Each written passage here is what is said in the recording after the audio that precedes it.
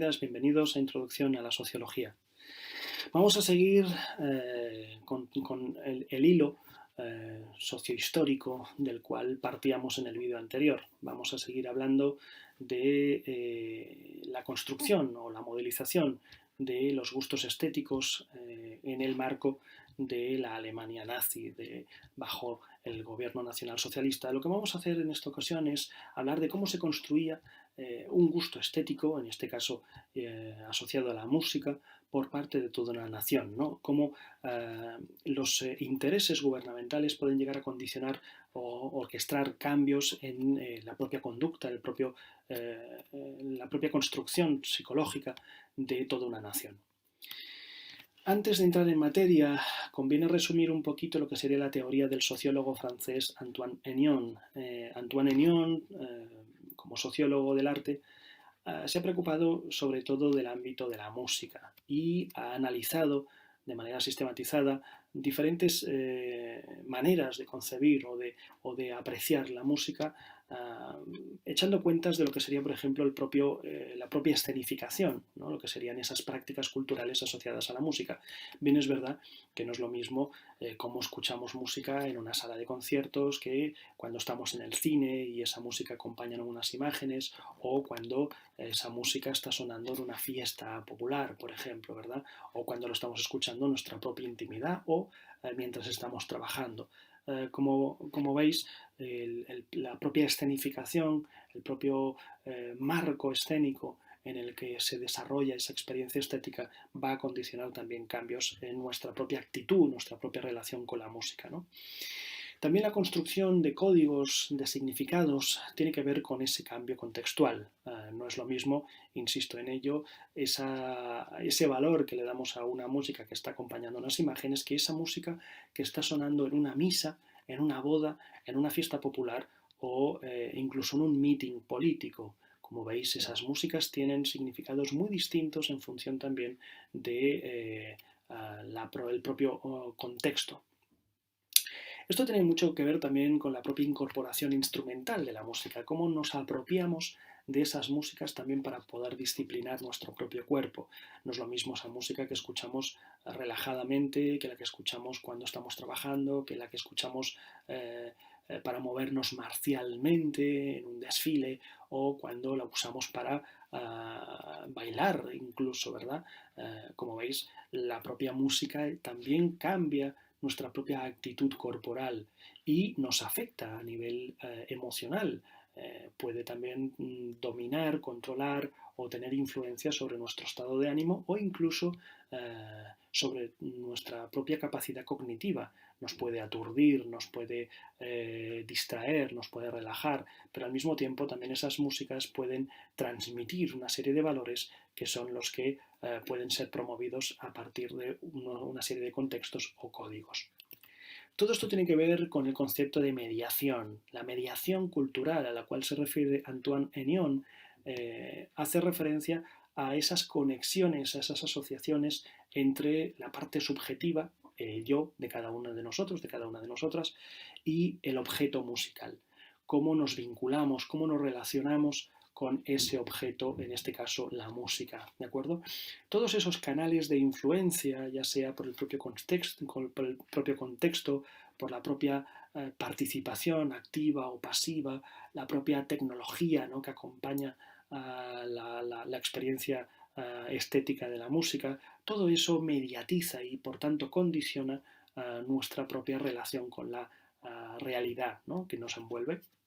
La música, en todo caso, dice Antoine Ennion, serviría como un mediador cultural de fundamental importancia, de capital importancia. Y eso es lo que vamos a ver a continuación. Vamos a ver de qué manera el gobierno nacional socialista utilizó la música con esas intenciones de mediación, de condicionamiento en la propia manera de ser, de pensar, de sentir por parte de la nación alemana. Antes, sin embargo, de que el Partido Nacional Socialista, el partido nazi, llegara al poder en Alemania, bien es verdad que desde mediados del siglo XIX ya se había empezado a constituir lo que serían las ciencias del Volkssinn.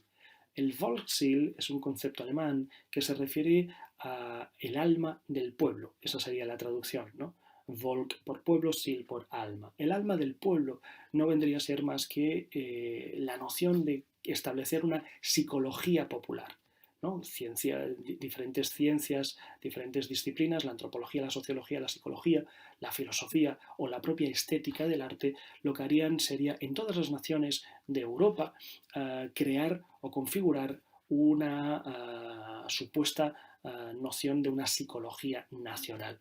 Así, en el siglo XIX podíamos encontrarnos manuales o libros o teóricos que hablaran de una psicología española frente a una psicología francesa, una psicología británica o, como es el caso, una psicología alemana o germánica. Pero bien es verdad que estas ciencias de la psicología nacional lo que pretendían era establecer diferencias identificativas entre lo que sería un tipo de sociedad y otro tipo de sociedad. ¿Qué rasgos identitarios a nivel cognitivo, a nivel emocional, a nivel afectivo, a nivel estético podían ser distintivos, podían ser diferenciales respecto a las naciones vecinas, ¿verdad? Y eso tenía que ver con establecer raíces en lo que serían diferencias a nivel racial, a nivel cultural, a nivel religioso, a nivel artístico, pero también a nivel biológico incluso, y que se vinculaban con algunas corrientes de moda en el siglo XIX, como las corrientes degeneracionistas. Y los degeneracionistas no hacían más que considerar la posibilidad de que si nos dejábamos influir por tendencias extranjeras, la propia esencia natural de pureza nacional acabaría también por diluirse, por desprestigiarse, por corromperse. Esa es, en el fondo, la tesis de cualquier teoría degeneracionista, intentar mantener una cierta pureza nacional frente a la invasión de otras artes, otras culturas, otros pueblos que pudieran de alguna manera germinar su poder, su influencia dentro de los aspectos que tienen que ver con la vida cotidiana de la nación. Como veis, esto es parte de nuestra reciente antigüedad científica y tendríamos que remontarnos al siglo XIX para poder entender sobre qué idearios está sosteniendo el pensamiento nacional socialista alemán.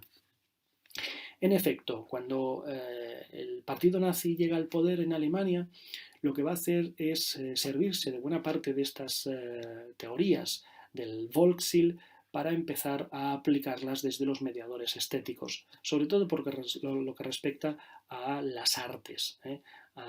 Y la música, como veréis, va a tener un protagonismo fundamental en la difusión de la ideología nazi en Alemania.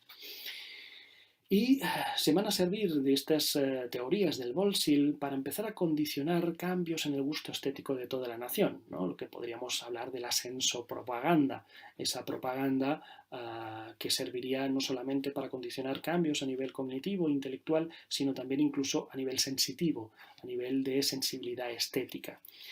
Pero eso se va a asociar también con la propia construcción de una identidad nacional. Si te gusta este arte, eres un buen alemán, eres un buen patriota. Si en cambio te gusta este otro, habrá que considerar que tú no eres afín al propio ideario del gobierno central.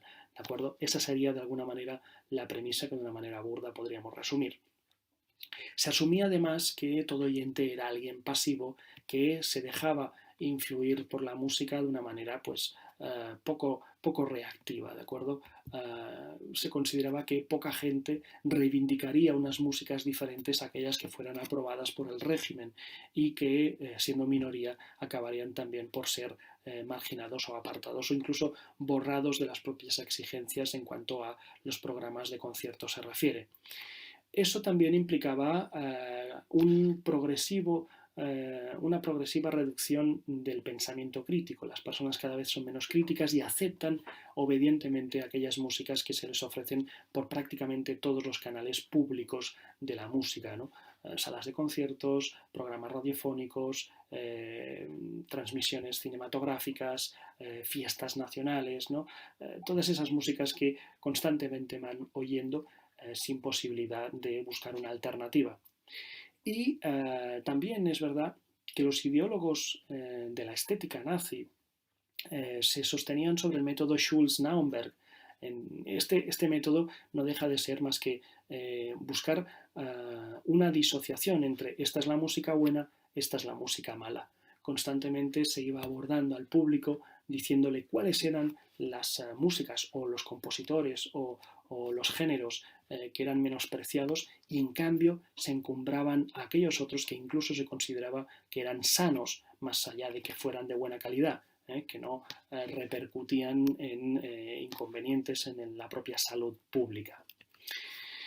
A ello contribuirá significativamente muchísimas exposiciones que se hicieron de arte propagandístico, y este arte propagandístico, estas exposiciones claramente lo que hacían era denigrar esas artes, sobre todo a nivel pictórico, que no se consideraban afines al gusto, al ideario estético nacionalsocialista. En efecto, aproximadamente entre 1933 y 1942, lo que supone casi 10 años de constante propaganda, tanto en Alemania como en Austria, Suiza y Francia, cuando fue ocupada por los nazis, se divulgaron muchas de estas exposiciones de arte que lo que hacían era denigrar esas corrientes que no eran del gusto de los ideólogos del Partido Nacional Socialista. Estamos hablando del arte vanguardista, el arte hecho por pueblos no arios, como la propia influencia de la sensibilidad judía en muchas estancias artísticas, pero también se asociaba con el arte primitivo, el arte infantil o incluso el arte realizado por enfermos mentales. Tenéis algunos ejemplos de estos carteles que, como veis, son absolutamente peyorativos, muy denigratorios, y aquí tenéis unos cuantos más. Como veis, también el arte primitivo, el arte vanguardista van a ser también denigrados en este tipo de exposiciones. Por lo que respecta a esas exposiciones, paralelamente también tenemos otro tipo de formas de censura, mucho más evidentes, que lo que hacían era prohibir o cada vez más apartar o marginar aquellas músicas que no se toleraban, ¿no? O que no eran del todo aceptadas por el régimen nazi. Un ejemplo fue el swing. El swing se asociaba con una música proveniente de Estados Unidos, asociada al jazz, y en concreto a un tipo de jazz rítmico que tenía que ver también con el pueblo negro, ¿no? Con muchos compositores y intérpretes de música negra que no eran, por razones raciales y biológicas, por parte del ideario nazi, toleradas en buena parte de los locales musicales de Alemania.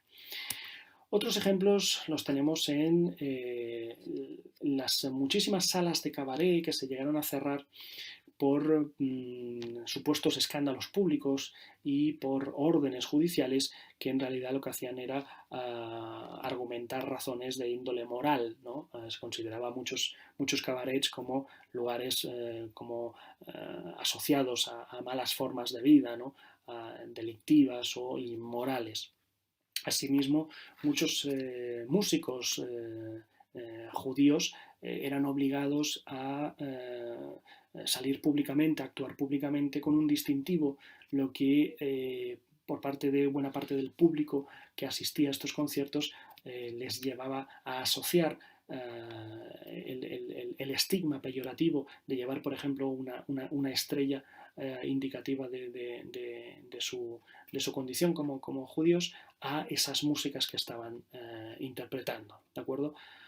Junto a ello, como podéis ver en el centro de la pantalla, también se publicaban regularmente algunos bandos oficiales que declaraban públicamente qué obras no habían sido aprobadas por parte del régimen nazi, ¿no? Muchísimas obras que se estrenaban y que al cabo de una semana tenían que ser retiradas de la cartelera pública porque había aparecido un bando en el que se decía que esas músicas o esa obra, esa ópera, esa película, esa sinfonía no era tolerada porque no había pasado la censura oficial. A todo ello habría que añadir también los muchísimos mecanismos que asociaban una supuesta lectura psicodiagnóstica con algunas músicas. Se llegaba a conclusiones muy radicales que se podrían resumir en determinadas músicas provocan efectos perniciosos en nuestro sistema nervioso porque sus compositores ya son de alguna manera marcados psicodiagnósticamente, son enfermos mentales y sus músicas pueden también afectar a los propios oyentes. Esto, como veis, no hace más que seguir con las leyes del degeneracionismo, las teorías del degeneracionismo, y además lo que está haciendo es justificar oficialmente y científicamente esa marginación de aquellos músicos o aquellos compositores que no han sido tolerados por el régimen. De la misma manera que aquellas personas, aquellos oyentes, aquellos fans, por decirlo de una manera simpática, de aquellas músicas que no han sido admitidas por el gobierno. Si hasta ahora hemos estado hablando de aquellas músicas prohibidas, aquellas músicas que han sido marginadas de los programas populares, convendría también hablar de cómo, en cambio, otras músicas oficializadas, otras músicas aprobadas por el régimen, serían difundidas por toda la sociedad. Nos estamos refiriendo a canales como la radio, como el cine, bandas militares que diariamente van paseándose por muchas calles de Alemania, o mítines o salas de conciertos que con regularidad van ofreciendo siempre los mismos programas, o una estricta educación musical, ¿no?, que va a cambiar por completo toda la configuración de la sensibilidad nacional desde muy temprana edad, o incluso sellos discográficos pagados con dinero público, como sería la Deutsche Grammophon, que lo que van a hacer es difundir exclusivamente aquellas músicas que sí que han pasado la censura y que han sido aprobadas por el régimen nacional socialista, en detrimento de otras que serían directamente apartadas de su propio catálogo musical. Podemos ver aquí un ejemplo de dos carteles que lo que están haciendo es aprobar la escucha de aquellos canales de emisión radiofónica que han sido aprobados oficialmente por el régimen. Se pide que escuchen solamente aquellas emisoras que sean avaladas por el propio gobierno alemán, y en cambio se prohíben todas aquellas otras emisoras de radio que pueden introducir una mala influencia extranjerizante para llegar a corromper también la sensibilidad nacional. Aquí vemos también dos ejemplos de bandas musicales o músicos de temprana edad asociados precisamente a la formación del espíritu nacional de las juventudes hitlerianas, y por otra parte oficiales militares que tienen también el rango profesional de músicos. Para el gobierno nacional socialista, si una persona quería profesar, quería trabajar legalmente como músico, en muchas ocasiones se les obligaba a ser miembros del partido nazi. Además, regularmente el gobierno va a difundir listados de aquellas músicas, aquellos compositores, aquellas obras que que no han superado, no han pasado la propia censura oficial. Estamos hablando del lexicón de música judía o del listado de músicas prohibidas, la Intertete Musik. Este tipo de listados con cierta regularidad se iba difundiendo por radios, por salas de concierto, por algunas escuelas, con el fin precisamente de cada vez más apartar aquellas músicas que no han sido toleradas.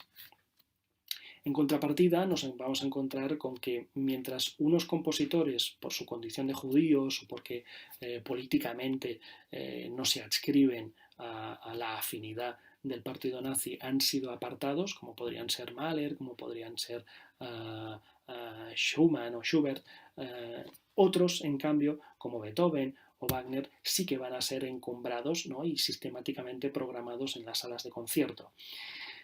Aquí tenemos un ejemplo. Aunque Richard Wagner muriera a finales del siglo XIX, al coincidir con los propios gustos de Adolf Hitler, va a ser considerado pues, uno de los músicos representativos de la ideología nacionalsocialista.